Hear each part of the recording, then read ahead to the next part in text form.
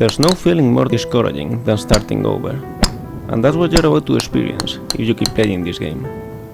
It's going to be deeply frustrating. You might trade some of that frustration for disappointment if you are willing to admit that the mistake was yours and only yours, but the feeling will only get more intense the longer you play. You're going to want to keep playing, and every time you don't, every time you find the strength to keep going, you will only be setting yourself up for a bigger fall. And if you manage to get to the top, will that make you feel good? Will you feel that it's all being worth it? I think you will.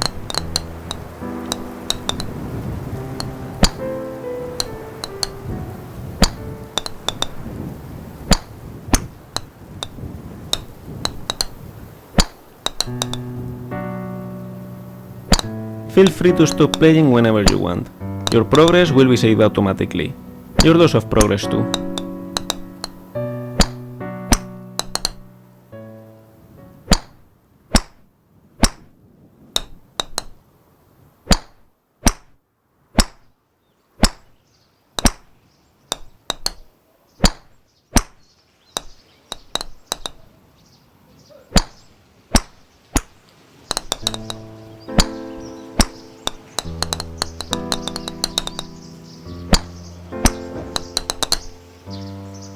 This game is a different take on a game that came out in 2017 titled Getting Over It with Bennett Foddy.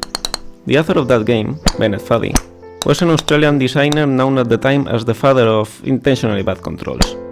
Weird, unresponsive, and hard to understand, intentionally bad controls are bad in the sense that they are suboptimal for the task at hand, making a challenging and infuriating experience of what otherwise could well be a walk in the park. And yet, they often make for amusing games. In Getting Over It, your task is simply to climb up a mountain, but dragging yourself with a hammer while sitting inside a cauldron. No amount of forward progress is guaranteed, some cliffs are too sheer or too slippery, and the player is in constant danger of falling and losing everything. I watched a video of Bennett Foddy playing his own game, and it was interesting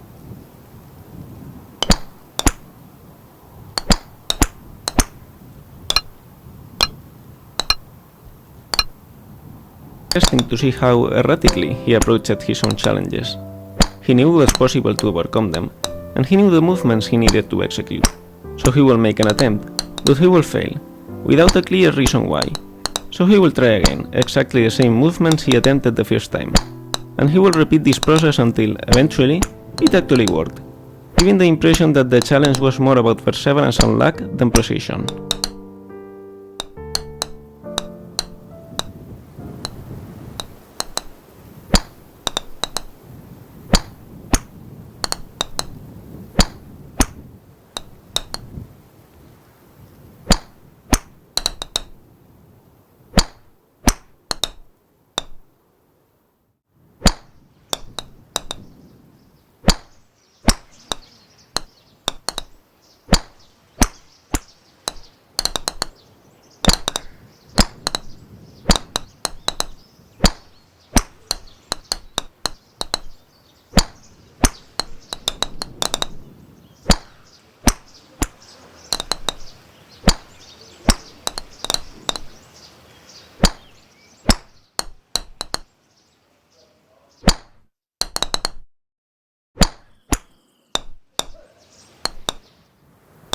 Ooh, that must have hurt. Don't worry though, it will happen again, and again, and again.